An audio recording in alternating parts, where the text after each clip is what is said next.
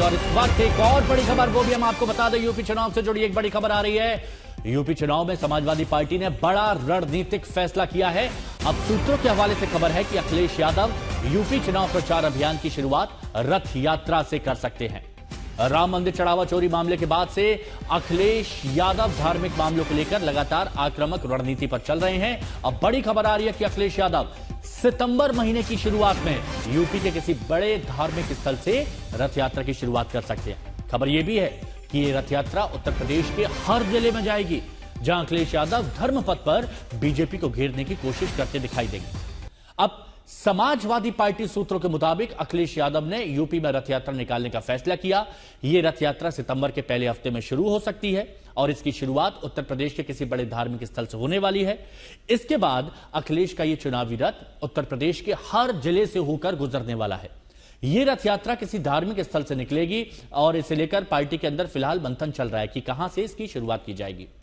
Samajwadi party सूत्रों के मुताबिक अगस्त के आखिरी हफ्ते से ही इस रथ यात्रा को लेकर हलचल तेज हो जाएगी, क्योंकि समाजवादी पार्टी राम मंदिर चढ़ावा चोरी मामले को लेकर बीजेपी को धर्म के मोर्चे पर घेरने का प्लान बना चुकी है। हमारे सहयोगी समर्थ श्रीवास्तव इस वक्त हमारे साथ जुड़ चुके हैं। समर्थ, अखिलेश यादव की रथ यात्रा का क्या प्लान बन रहा है? क्या यह आडवाणी जी की रथ यात्रा की तरह होने वाली है क्या?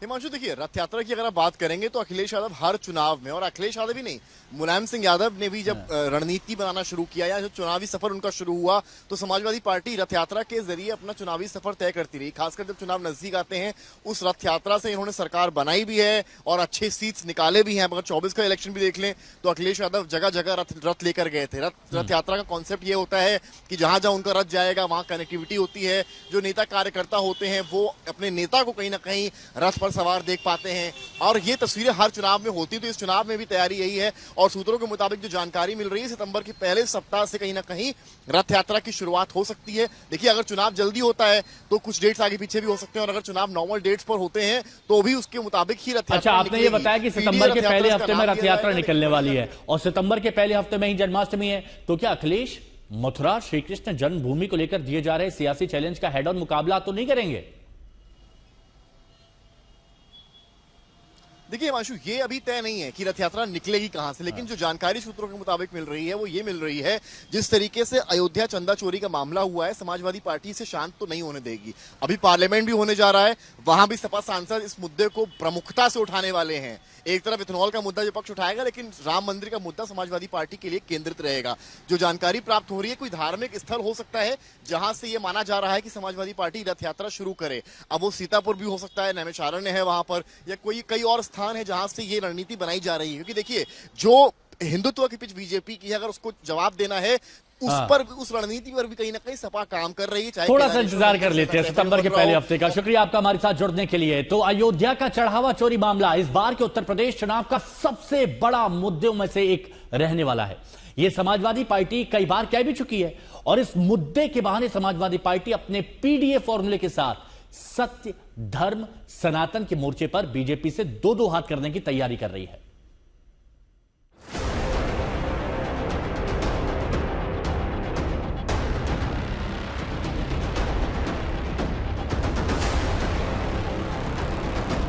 संत के चरण, सनातन की शरण, समाजवाद की सीख और वोटों की भीख।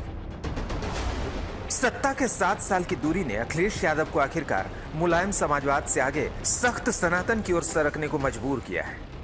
अयोध्या के चढ़ावा चोरी के बहाने ही सही, लेकिन अखिलेश यादव ने आखिरकार धर्म के मोर्चे पर अपने दल को सनातन सीख का पहरेदार करार देना शुरू कर दिया है।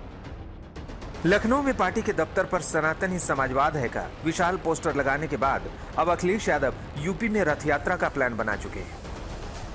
कि समाजवादी पार्टी के राष्ट्रीय अध्यक्ष आदरणीय अखिलेश यादव जी वो जल्द ही रथ यात्रा पे निकलेंगे। उत्तर प्रदेश की प्रत्येक विधानसभा को रथ यात्रा से जोड़ने की योजना है, जिससे कि उत्तर प्रदेश के रहने वाले प्रत्येक नागरिक तक आदरणीय अखिलेश यादव जी का संदेश जाए। और आज समाजवादी पार्टी कालनेमी की भांति व्यवहार कर रही है, लेकिन एक पुरानी कहावत है ना, आधी छोड़ सारी को धाए, सारी मिले ना आधी पाए। ये मजहबी तुष्टीकरण वाली सपा, ये जातीय समीकरण गांठने वाली सपा, ये सॉफ्ट हिंदुत्व की राह पर चल करके जनता की आंख में धूल नहीं झोंक पाई।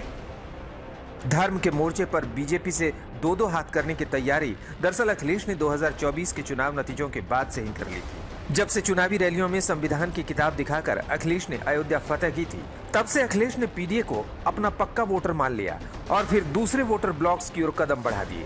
और ये वो वोटर थे जो सनातन के नाम पर बीजेपी से जुड़े हुए थे। लिहाजा अपने समाजवाद को सनातन का पर्याय बताने के लिए अखिलेश ने अपने इटावा में केदारेश्वर मंदिर की शुरुआत की। कुंभ के शंकराचार्य विवाद से धर्म, संस्कार, सनातन, व्यवहार की बहस में एंट्री मारी और फिर अयोध्या के चढ़ावा चोरी कांड के विसल ब्लोअर होने का दावा करके असली सनातनी होने का दावा करने लगे। समाजवादी पार्टी को लगता है कि राम मंदिर में चढ़ावा चोरी का पर्दाफाश होने के बाद बड़े पैमाने पर हिंदू वोटर बीजेपी से नाराज हो सकते हैं। लिहाजा राम मंदिर चढ़ावा चोरी इस बार बड़ा चुनावी मुद्दा होगा। चढ़ावा चोरी बड़ा मुद्दा होगा। हम मुद्दा बनावें या न बनावें, जो साधारण जनमत है, जो साधारण व्यक्ति है, वो रोज पूछता है बाबू अयोध्या में मंदिर से कैसे चोरी हो गया, ये लोग क्यों चुरा ले गए मामला। वो हमको नहीं चोर बताते हैं, समाजवादी पार्टी को नहीं बताते हैं, वो उन्हीं को बताते हैं। इसलिए समाजवादी पार्टी का जनाधार जनता में बढ़ा और इनका जनाधार इस चोरी से कम हुआ है। हालांकि राम मंदिर के चढ़ावा चोरी मुद्दे पर बीजेपी जरा भी बैकफुट पर जाने को तैयार नहीं है। सीएम योगी तो पिछले 3 हफ्तों से हर मंच पर अयोध्या का जिक्र कर रहे हैं और समाजवादी पार्टी की पुरानी तारीखों के पन्ने पलट रहे हैं। जब उनकी सरकार थी तो निहत्थे राम भक्तों को गोलियों से भून दिया गया था और श्री अखिलेश यादव ने सदैव रामद्रोहियों की तरह आचरण किया है, शिवद्रोहियों की तरह आचरण किया है, कृष्ण द्रोहियों की तरह आचरण किया है। कभी हिंदू हितों का सम्मान नहीं किया, कभी उनका आदर नहीं किया और उनके द्वारा जब भी ऐसी कोई बातें बोली जाती हैं या ऐसा कुछ दिखाया जाता है तो राम भक्तों का, राष्ट्रभक्तों का, पूज्य संतों का, सबका अपमान करते हैं। दरअसल अखिलेश यादव को लगता है कि जब 2024 में तो संविधान के नाम पर कामयाबी मिल गई थी, लेकिन विधानसभा में वो किताबी फॉर्मूला और खाते में खटाखट 8,000 वाली चाल शायद नहीं चले। इसीलिए हिंदू वोट को पाले में लाने के लिए सनातन का सवाल उठाना सियासी पतवार बन सकता है। क्योंकि आंकड़े बताते हैं कि यूपी में जिस बीजेपी को 2019 में 49.6% वोट मिले थे, वो 2024 में घटकर 41.4% रह गया। जिस समाजवादी पार्टी को 2019 में 18.11% वोट मिले थे, वो 2024 में बढ़कर 33.59% हो चुका था। ऊपर से 2019 में जिस बीजेपी को यूपी में 8% मुस्लिम वोट मिले थे, वो 2024 में 2% तक गिर गए। ऐसे में मुस्लिम वोटर्स की फिक्र छोड़ते हुए समाजवादी पार्टी अब सनातनी वोट जोड़ने पर लग गई है। दूसरी तरफ बीजेपी की चुनावी रणनीति अब धर्म छोड़ो जाति जोड़ो के इर्द गिर्द बुनी जा रही है। समर्थ श्रीवास्तव, लखनऊ, आज तक।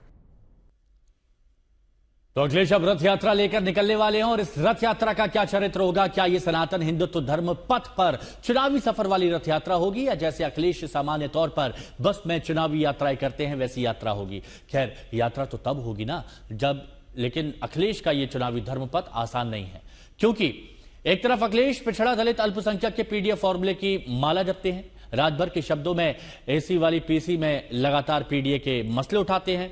दूसरी तरफ वो शंकराचार्य अविमुक्तेश्वरानंद के गौरक्षा अभियान का समर्थन करते दिखाई देते हैं और तीसरी तरफ मुस्लिम वोटर्स का सबसे बड़ा हितैषी भी बनने का दावा करते हैं। अब कुछ दल हैं जो भारतीय जनता पार्टी के खिलाफ रहकर के भाजपा की मदद कर रहे हैं। मुझे लगता है कि कुछ छिपा नहीं, राजनीति में कुछ छिपना नहीं है। आरोप, झूठा आरोप लगाने से लगेगा नहीं। भाजपा भी बहुत तरीके की बात करती है, बहुत चोरी चोरी पोस्टर लगाती है, स्टिकर चिपकाती है, बयान देती है। इन सब चीजों का कोई मतलब नहीं। भाजपा की विदाई तय है